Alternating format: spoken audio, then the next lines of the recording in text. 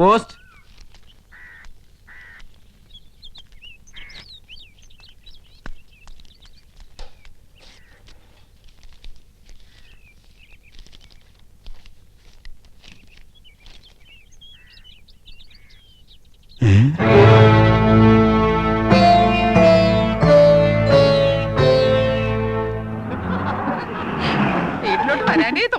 അതെ അതെ, സത്യം എടുത്തി പറഞ്ഞത്. എന്താ 7 മണിക്ക് കറത്രേ? നാളെ സ്റ്റണ്ടാ. ഇന്നത്തെ ലവ് സീൻ കലക്കി. യമുന വൈകുന്നേരം ചെല്ലാൻ പറഞ്ഞിട്ടുണ്ട്. യമുന റാണിക്ക് ഇപ്പൊ നമ്മളില്ലാതെ വയ്യതായിരിക്കും. നമുക്കും അങ്ങനെയാണല്ലോ. അച്ഛാ, യമുന റാണി പറയാണ്. അച്ഛാ, അമ്മാവാ അമ്മവാ, അച്ഛാ, അച്ഛാ, അച്ഛാ, നമ്മുടെ അച്ഛൻ പോയടാ. ദൈവമേ, ഞാനിത് എങ്ങനെ സഹിക്കും? അറിയിക്കേണ്ടവരൊക്കെ അറിയിക്കേട്ടാ എന്റെ അച്ഛാ. മടിയായില്ല. ഇല്ല, അച്ഛൻ ചത്തിട്ടില്ല മക്കളെ. പക്ഷേ ചത്തതിനൊക്കുമേ ജീവിച്ചിരിക്കുന്നുള്ള അവസ്ഥയായി. ഇതാ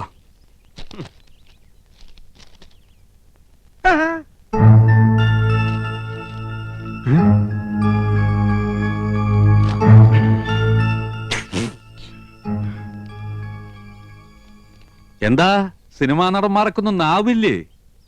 ഫോൺ ബില്ല് എഴുതി വന്നിരിക്കുക. ചെറിയ തുകയുള്ളൂ, 24,639 ഉറുപ്പ്യ. 24,639 രൂപയെന്ന്. 24,639 രൂപയെന്ന്. ഒയറില്ലാത്ത മൊബൈലിന് ഇത്രയും രൂപയോ? ഇന്നോ നേരിട്ട് കണ്ട് പറയേണ്ടതും ഒരു കാർഡിൽ എഴുതി ഇടേണ്ടതും ഒക്കെ എല്ലാവരും ഫോണിലല്ലേ വെച്ച് താങ്ങിയത്. ഹോ, എന്തൊരു അത്യാവശ്യമായിരുന്നു ഫോണിന്. കൊണ്ടുപോയി അടയ്ക്ക്. ഞമ്മളോടാ കളി. ഹൈദ്രോസ്, ആഹാ, 3 ബിലീസുകളുണ്ടല്ലോ ഇവിടെ. മഹിഷി പരമേശ്വരൻ പിള്ള സാറേ. മഹിഷിയല്ല, മുൻഷി. എന്ത് ഹലാക്കെങ്കിലും ആകട്ടെ. ദേ, സാറ് ഞമ്മളോട് ക്ഷമിക്കണം. എന്താടാ ഹമുക്കികളെ ഇടപാട് തീർക്കാണ്ട് മുങ്ങി നടക്കണത്? മൂപ്പരെ TV, fridge, washing machine, sofa, കസേര എന്ന് വേണ്ട എല്ലാ ലൊട്ടിലൊടുക്കും കൂടി 1,16,000 ഉറുപ്പ്യ ഞമ്മക്ക് കിട്ടാനുള്ളതാ. പിന്നെ പലിശ. ഞമ്മള് കടം കൊടുത്തത് ഇവരുടെ ഉദ്യോഗവും പത്രാസം കണ്ടിട്ടൊന്നുമല്ല. പിന്നെന്താ, നിങ്ങൾ ഒറ്റ ഒരാളെ ഓർത്തിട്ടാ ഞമ്മടെ കായ് തരണണ്ട. എന്നോടൊരു വാക്ക് ചോദിക്കാതെ കൊടുത്ത കടത്തിന് ഞാൻ ബാധ്യസ്ഥനല്ല. അതേ, എത്രയും പെട്ടെന്ന് പണം കൊടുത്ത് ഇടപാടുകാരെ ഇവിടെ നിന്ന് ഒഴിവാക്കണം. വലിയ സിനിമാക്കാരല്ലേ, കാശുണ്ടാവുമല്ലോ. അപ്പുറത്ത് താമസിക്കണം നടിയും നിങ്ങളും തമ്മിൽ ലോഹ്യത്തിലാണെന്ന് ഇവിടെ ഒരു പഹയ സിനിമയിൽ അഭിനയിച്ചു എന്നൊക്കെ ഞമ്മളും കേട്ടല്ലേ. അത് ഞാനാ. ആഹാ, അപ്പൊ പണം കിട്ടിക്കാണുമല്ലേ? എണ്ണി വെക്കി. ഐദ്രസ്ക 1 മാസത്തെ അവധി കൂടെ. ഒന്നും പറയണ്ട. കടം കൊടുത്താ ഇടം കൂടി കൊടുക്കണം എന്നല്ലേ പറയണത്? അങ്ങനെ പറയണണ്ട. ഉണ്ടിക്ക. എന്നാ ഞമ്മടെ കിതാബിൽ അങ്ങനെ പറയണില്ല. കടം തന്നാ മേടിക്കാൻ ഈ ഹൈദ്രോസിന് അറിയാം. കാതറൂട്ടിയെ ഇങ്ങനെ ഇറങ്ങി പാടാ.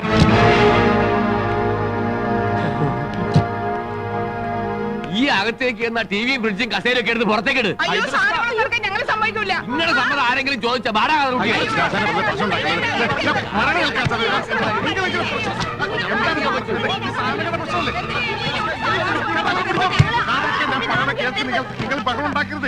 അതാണ് ഞമ്മൾ അങ്ങനെ വേണം, അങ്ങനെ വേണം. കാണടി പൂരം, മുനുഷിയുടെയും മക്കളെയും ഒരു ഗതികേടെ. ഞാൻ ആലോചിച്ചിട്ട് ഒരു വഴിയേ കാണുന്നുള്ളൂ.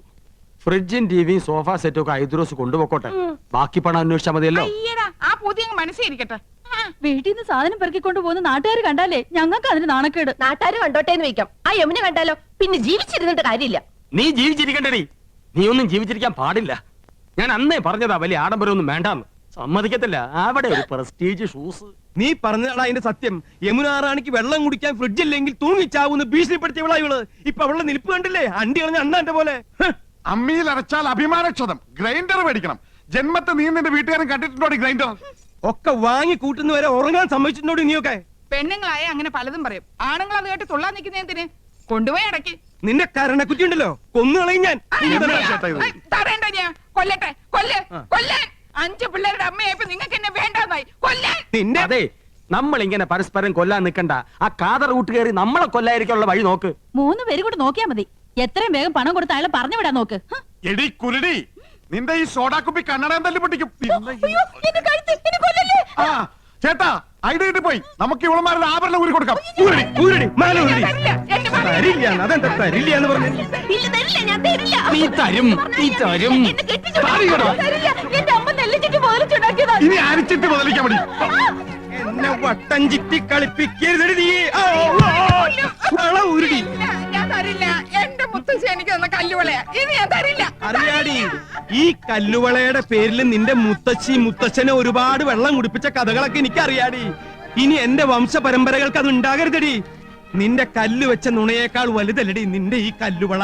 ഊരടി, അങ്ങ് ഇങ്ങോട്ട് പോരട്ടെ. അതും കൂടെ എനിക്ക് വേണം. പോലും ഞാൻ തരില്ല. നീ തരും. എന്ത് ചേട്ടാ കാണിക്കാൻ ആൾക്കാർ നിൽക്കണ കണ്ടില്ലേ ചേട്ടാ? നിൽക്കട്ടെ. ശ്ശെ, എന്ത് ചേട്ടാ ഈ ആഹാ, കാണിക്കാൻ? അങ്ങനെ 5 പവന്റെ അരഞ്ഞാൻ ഒട്ടോട്ട് നീ ഞെളിയണ്ട അടി. അയ്യോ എന്റെ അറിഞ്ഞാണ് പോയി. ഓ അവന്റെ തൊലിക്കെട്ടി. കുറച്ച് സ്വർണ്ണുണ്ട്. ഇങ്ങോട്ട് തരി. ഞങ്ങൾ ഇത് പണയം വെക്കാനോ വിൽക്കാനോ പോയ അച്ഛനറിയും. അതുകൊണ്ട് നിങ്ങൾ ഇത് വിറ്റെടുത്തോ. ബാക്കി എത്രയെന്ന് വെച്ചാ പണവും പലിശയും ഞങ്ങൾ അവിടെ എത്തിച്ചോളാം. ഇനി പണത്തിന് ഇങ്ങോട്ട് വരരുത്. സ്വർണം തന്ന കാര്യം ഒരിക്കലും അച്ഛൻ അറിയാനും പാടില്ല. വലിയ അഭിമാനിയാ. ഇത് നിങ്ങൾക്ക് നേരത്തെ ആകാറുന്നില്ലേ? പെണ്ണുങ്ങളുടെ കണ്ണീര് വീണ മുതലാ. കൊണ്ടുപോക്കോ. പോണ വഴിക്കൊരു സൂപ്പർ ഫാസ്റ്റ് നിയന്ത്രണം വിട്ട് വന്നാ പോരെ. ഹൈദ്രോസേ,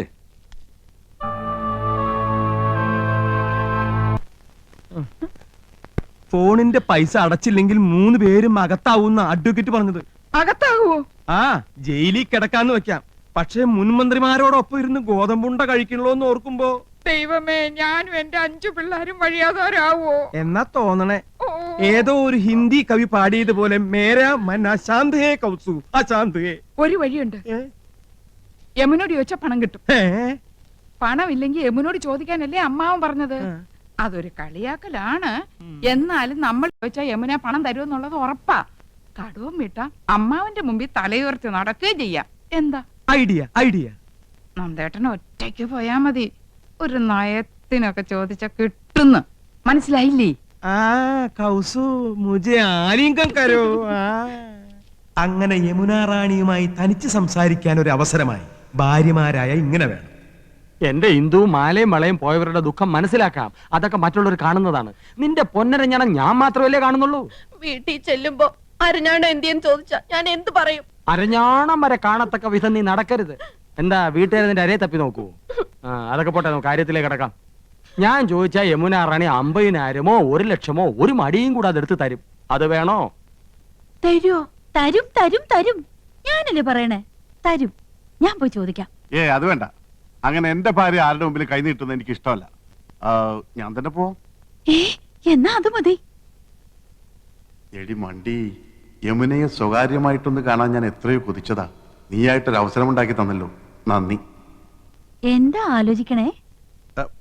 അല്ല, നിന്നോട് യമുനക്കുള്ള അറ്റാച്ച്മെന്റേ. ആ, ഞങ്ങൾ അങ്ങനെയാ. പിന്നെ ഏട്ടനൊന്നും അറിയരുത്. രാത്രി പോയാ മതി. ദേ യമുനയുടെ പണം വാങ്ങി ക്രെഡിറ്റ് നമുക്ക് തന്നെ കിട്ടണം.